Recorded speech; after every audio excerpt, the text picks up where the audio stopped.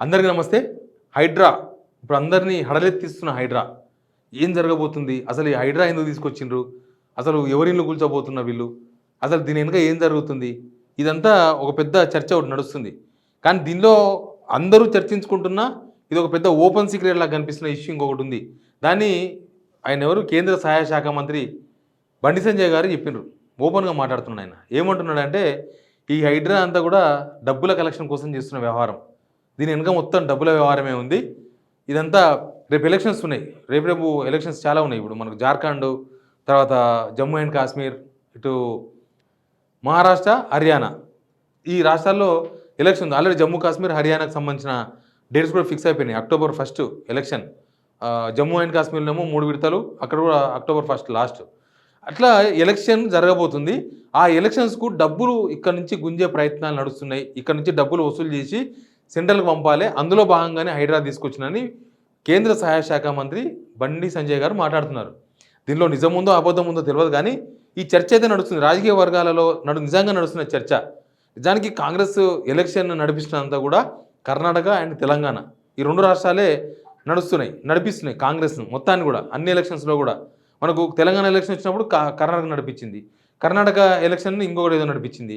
తర్వాత నెక్స్ట్ జరగబోతున్న ఎలక్షన్స్ అంతా కూడా మళ్ళీ ఇక్కడ నుంచి తెలంగాణ నుంచి, తర్వాత అక్కడ నుంచి కర్ణాటక నుంచే డబ్బులు పోతాయి అనేది ఓపెన్ డిబేట్. అది ఓపెన్గా ఉన్న చర్చ, ఓపెన్ ఫోరంలో చర్చ జరుగుతున్నది.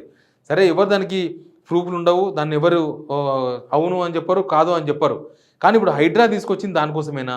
హైడ్రా తీసుకొచ్చి ఏదో కొల కొడితే పైసలు ఎటుకెళ్ళి వస్తాయి, ఇదే కదా పెద్ద చర్చ. ఇప్పుడు ఏంటంటే వీళ్ళు ఇప్పటిదాకా కొట్టింది చాలా మిడిల్ బిల్డర్స్ని, అంత పేరు లేని వాళ్ళని కొట్టిండ్రు. ఇప్పుడు పెద్ద పెద్ద హోర్డింగ్స్ పెట్టి పేపర్లలో ఫ్రంట్ పేజీలలో యాడ్స్ ఇస్తారు చూసినావా? 50 లక్షలు 40 లక్షలు పెట్టి యాడ్స్ ఇస్తూ ఉంటారు. పెద్ద పెద్ద బిల్డింగ్స్, లక్షల స్క్వేర్ ఫీట్స్లో బిల్డింగ్స్ కడతా ఉంటారు. అట్లాంటి వాళ్ళతో డబ్బులు వసూలు చేసి ఎలక్షన్ ఫండ్ ఎప్పుడు వసూలు చేస్తూ ఉంటారు. మామూలుగా ఏ పార్టీ అయినా చేస్తూ ఉంటుంది. అయితే ఇక్కడ జరుగుతున్న మొదలు ఏంటంటే బండి సంజయ్ దాన్ని దృష్టిలో పెట్టుకుని మాట్లాడారని చెప్తున్నారు. ఏంటంటే ఈ మిడిల్ బిల్డర్స్ని వీళ్ళని కొట్టినప్పుడు ఆటోమేటిక్గా ఈ పెద్ద వాళ్ళు ఉంటారు కదా, ఈ మిడిల్ కొడితే వాళ్ళతో వచ్చేది ఏముండదు. వాళ్ళు ఇస్తే ₹1 2 కోట్లు ఇస్తారు. కానీ ఆ 1 2 కోట్లతో ఎలక్షన్ వెళ్ళదు. వాళ్ళకు 100 కోట్లు 1000 కోట్లు కావాల్సిన అవసరం ఉంటుంది. కాబట్టి వీళ్ళని కొట్టి బెదిరించి ఈ పెద్దవాళ్ళతో డబ్బులు వసూలు చేసే ప్రక్రియ ఏదో నడుస్తున్నది, ఏదో చేస్తున్నారు అనేది ఒక రకమైన అనుమానాలు, చర్చ నడుస్తున్నది. ఇది నిజం కావచ్చు, అబద్ధం కావచ్చు, దానికి ప్రూఫ్లు దొరకని నేను ముందే చెప్తున్నా కదా. కానీ దానికోసమే నడుస్తుందా నిజంగా? అందులో భాగంగానే హైడ్రాని తీసుకొచ్చి ఏదో పెద్ద ఓ తాజుపాము లాగా, ఓ నాగుపాము లాగా చూపించి అందరినీ బెదిరించే ప్రయత్నాలు ఏమైనా నడుస్తున్నాయా? నిజానికి వాసవి కన్స్ట్రక్షన్స్ లేకపోతే ఇంకా చాలా ఉన్నాయి, పెద్దవి ఉన్నాయి. అట్లాంటి వాళ్ళకు కొన్ని ప్లేసుల్లో ఆల్రెడీ నోటీస్ ఇచ్చినట్టుగా చెప్తున్నారు. ఆల్రెడీ తెలంగాణలో ఒక పెద్ద చర్చ ఉంది. ఏంది? కొంతమంది ఆఫీసర్ల మధ్యలో పెట్టిండ్రు. ఆ ఆఫీసర్లు డబ్బులు వసూలు చేసే పనిలో ఉన్నారు. ఇక్కడ ఎస్ఎఫ్టీకి ₹75 వసూలు చేస్తున్నారు అనేది ఓపెన్ టాపిక్ అయిపోయింది. ఇది బీజేపీ వాళ్ళు, ఈవెన్ ప్రధాని నరేంద్ర మోడీ, అమిత్ షా వచ్చినప్పుడు కూడా ఆ విషయాన్ని ఓపెన్గా మాట్లాడిపోయినారు. ఇక్కడ ఎవరు మన BRS LP leader Mahesh Reddy అయితే డైరెక్ట్గా ఓపెన్ ఛాలెంజ్లే వీసినాడు. మీరు బిల్డర్స్ దగ్గర నుంచి, తర్వాత ఈ కన్స్ట్రక్షన్ చేసే కంపెనీల దగ్గర నుంచి డబ్బులు వసూలు చేస్తున్నారని. దానికి ఎవరు కౌంటర్ చేయలేదు. దానికి ఎవరు మళ్ళీ కాంగ్రెస్ నుంచి దానికి సమాధానం కూడా రాలేదు. ఆర్ఆర్ ట్యాక్స్ అని, RRR ట్యాక్స్లని, రకరకాల పేర్లతోన ఈ ట్యాక్స్లన్నీ డబ్బులు వసూలు చేస్తున్నారు బిల్డర్స్ దగ్గర నుంచి, కన్స్ట్రక్షన్ చేసే కంపెనీల దగ్గర నుంచి అనేది ఓపెన్గా జరుగుతున్న చర్చ. అందులో భాగంగానే వీళ్ళందరినీ దారిలోకి తీసుకొచ్చుకోవడానికి ఈ ఫండ్ హైకమాండ్ ఏదైతే టార్గెట్ పెట్టిందో ఆ టార్గెట్ రీచ్ కానికనే ఈ రకమైన వ్యవహారాలంతా నడుస్తున్నాయి తెలంగాణ అనేది జరుగుతున్న చర్చ. నిజానికి రేవంత్ రెడ్డి మధ్యకాలంలో ఢిల్లీ పోయినప్పుడు మల్లికార్జున ఖర్గే కలిసి వచ్చిండ్రు. Just within 5 minutes Sridhar Babu ఇద్దరు. అక్కడ కూడా జస్ట్ ఫండింగ్ సంబంధించిన మీటింగ్ అనేది ఒక చర్చ ఉంది. మళ్ళీ ఢిల్లీకి పోతున్నారు రేవంత్ రెడ్డి గారు. ఆ ఢిల్లీకి పోతున్నది కూడా పోయినప్పుడల్లా ఈ మీడియాలో కొన్ని వార్తలు వస్తాయి. ఏమని? పీసీసీ చీఫ్, మంత్రివర్గ విస్తరణ, ఇవన్నీ బయటికి కనిపించేది.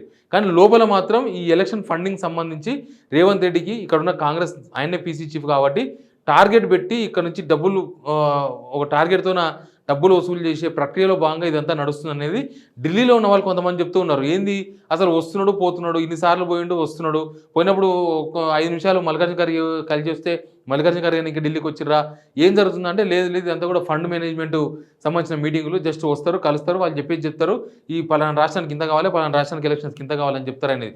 నిజంగానే మరి హైకమాండ్ వీళ్ళకి టార్గెట్ పెట్టింది ఆ డబ్బులు కలెక్షన్ చేయమని. వీళ్ళు దానికోసమే, ఆ డబ్బుల కలెక్షన్ కోసమే జరుగుతున్న ఇదంతా అనేది అయితే అది ఎవరు క్లారిటీగా చెప్పరు, అది దానికి ఏం సాక్ష్యాలు కూడా ఉండవు. బట్ జరుగుతున్న దాన్ని బండి సంజయ్ ఓపెన్గా మాట్లాడినరు, బీజేపీ వాళ్ళు ఓపెన్గా మాట్లాడుతున్నారు.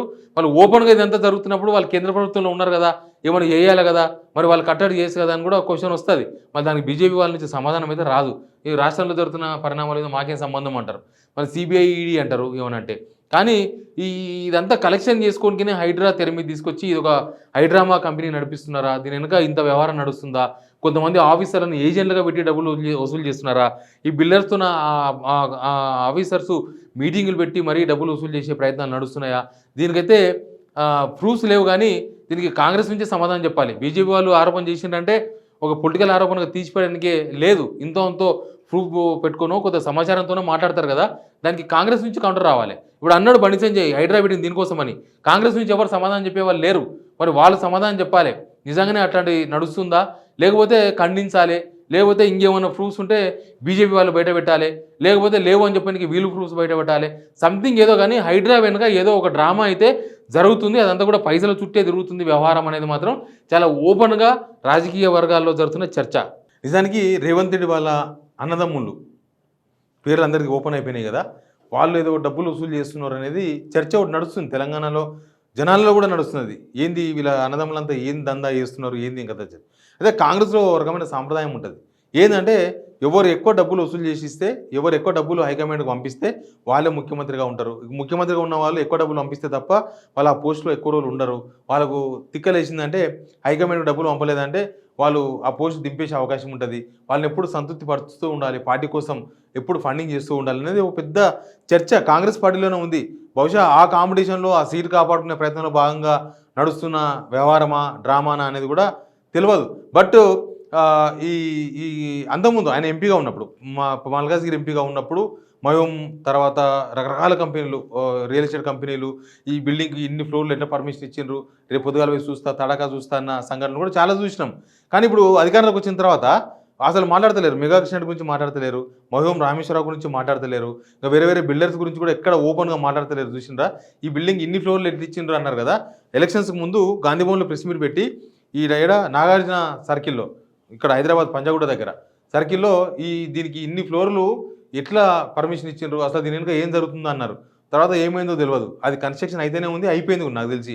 మళ్ళీ ఆ విషయాన్ని ఇప్పుడు అధికారంలోకి వచ్చారు కదా, వచ్చినప్పుడు దానికి అన్ని ఫ్లోర్లు ఎట్లా ఇచ్చిన పర్మిషన్ చెప్పాలి కదా, చెప్పలేదు. వాళ్ళ పనాలు చేసుకుంటారంటే వ్యవహారం అయిపోయినట్లు లెక్క. ఇట్లా సంథింగ్ ఏదో జరుగుతుంది, దానిలో హైడ్రా అనేది ముందల పెట్టి తెర వెనుక వ్యవహారం అంతా నడిపిస్తున్నారనే చర్చ కాంగ్రెస్ పార్టీలో నడుస్తుంది, బీజేపీలో, బీఆర్ఎస్లో. ఈ పొలిటికల్ అవగాహన ఉన్న ప్రతి ఒక్కరిలో అనుమానాలు చర్చలు అయితే ఉన్నాయి. దీనికి కాంగ్రెసే సమాధానం చెప్పాల్సి ఉంటుంది. Please subscribe signal TV.